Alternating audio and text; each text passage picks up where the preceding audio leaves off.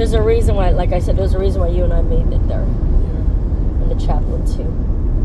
It's true. You gave her that opportunity, my love. Yeah. See, but what you just talked about just like lined up with that too, because I just thought of that. I was like, when we're in the hospital with our loved ones, and that guy's going around, the chaplain's going around saying, hey, would any families like a prayer or like one final prayer? And I to believe that even if you as a family member visiting are not a believer, you better give that opportunity to your family member.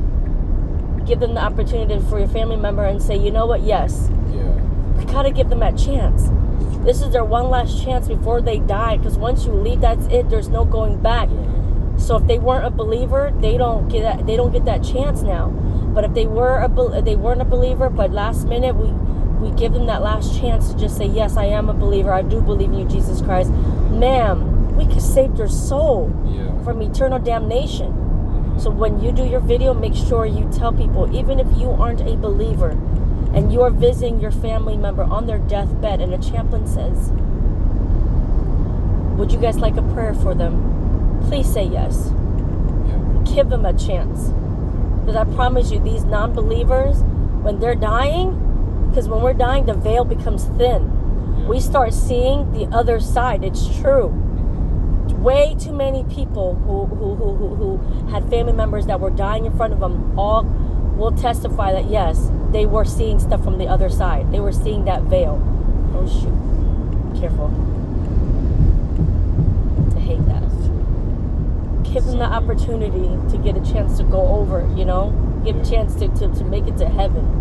You don't want to go over. What if the non-believer, right? Let's just say this non-believer finds God after this person's death, or finds Jesus too after this person's death, and then when they make it to heaven, and they won't find their family member that died, and they go, what happened to them? And God's going to be like, well, you didn't give them the opportunity to have that last prayer for them to say, I do believe, and they died as a non-believer. So they're not here. Where are they? They're in hell.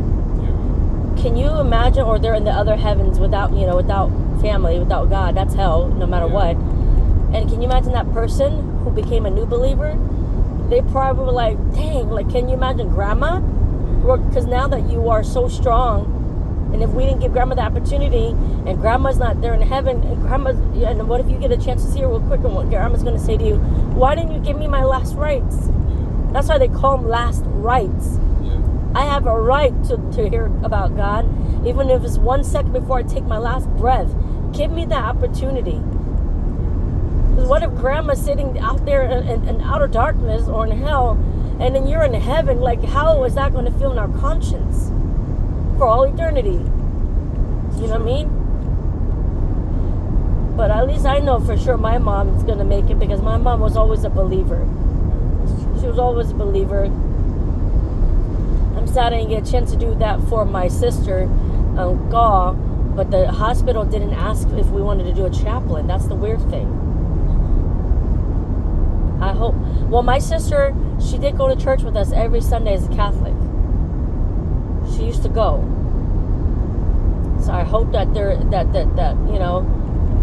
I hope that she still believes. Think of it this way, people, when they say, oh, people are put in your life for a reason, yeah, that's true, but think of this, either they're from God or from Satan, because there's no in between. So if both of you are just continuing your sin, then you're both going to go to the same place together. But God's calling out to everybody, and if one of you could hear and change, then you're that person's light to change for them. You're their. That was us. Yeah. That was you and me. Yeah, you're going to be used by God to change that person and the other people you hang around. There's a reason. There is a reason. But remember, it's only from God or Satan, because that's the only two. Everyone always puts oh, it's by this, by that, that person was put in your life, or no, there's a reason. You just got to find out, and it's always through God. Satan's just oh yeah, party and take drugs or have fun with that person. And keep sinning. Yeah, keep sinning with that person. That's his same thing, or he sends people in your life to destroy your life. Yeah. So think of that. Yeah. That too. You know, that made me think there's a reason why God like saved me. Because look, my friend 2022, she went to go kill herself and nobody stopped her. She didn't have something miraculous coming to stop her. She jumped off the Golden Gate Bridge, and then she missed the water. I don't know if she would have survived, but she landed on land, you know, and she died. And so when I went to go end my life, like, God intervened. You know what I mean? He made the charger stuck in my car. And that's one of the videos that I do want to talk about, because I really do need to share that part, because I know that there's people who need to hear it. But one of the main things I did remember hearing was, I need you to live. I have people that I need you to help me save. And he says the first one is your husband. And like you said, that if they're both sinning and not going the right direction, but God changes one of them, He's going to use that one to save the other one. And that's what it was. And even though what I had to go through was so hard, and man, that heartbreak was terrible. But it changed me and made me hold on. My faith was so strong. I was able to hold on and trust in God that He had a way, and He did. And look how amazing and powerful you are. Because I believed in you and God believed in you, and that's all it took. He saved me so that I could save you. And then in the end, you were the one who saved me, because you took me out of false religion. You took me out of an abusive place with all those terrible people, you know? It made me the strong woman that I am now. And then you're so into you're light years ahead of even some of these preachers and pastors. And that's why God saved you for the last days. And that's why you have always been a believer of God. But then when you got into the government and the conspiracy and the cover-ups and the Illuminati and all the devil stuff, man, you just leveled up so much more. And then you're so biblical too. Put all that together, man, unstoppable. And for me, I was only biblical. I didn't see the other stuff, you know? Yeah. But God is so good. You saved me and got me out of my workplace. And, the prison. Yeah. The hell.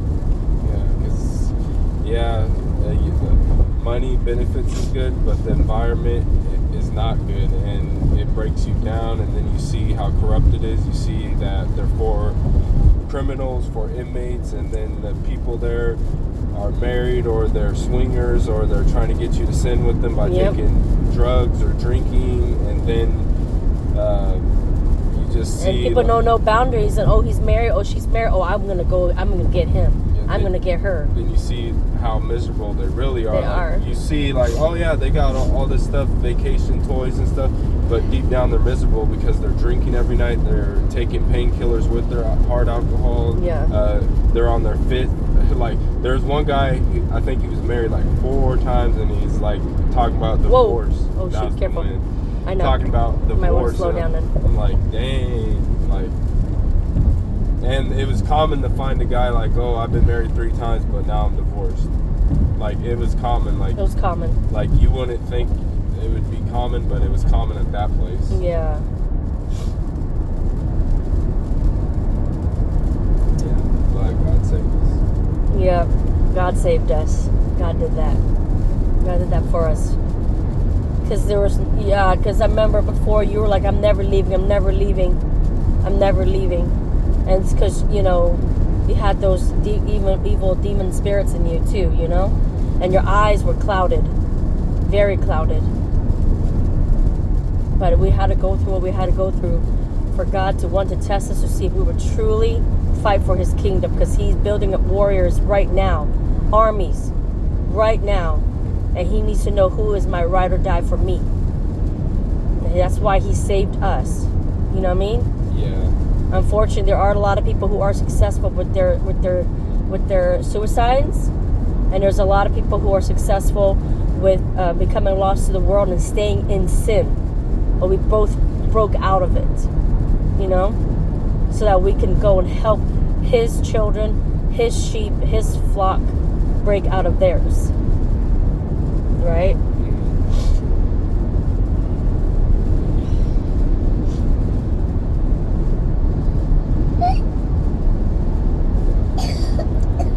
Careful, Nina.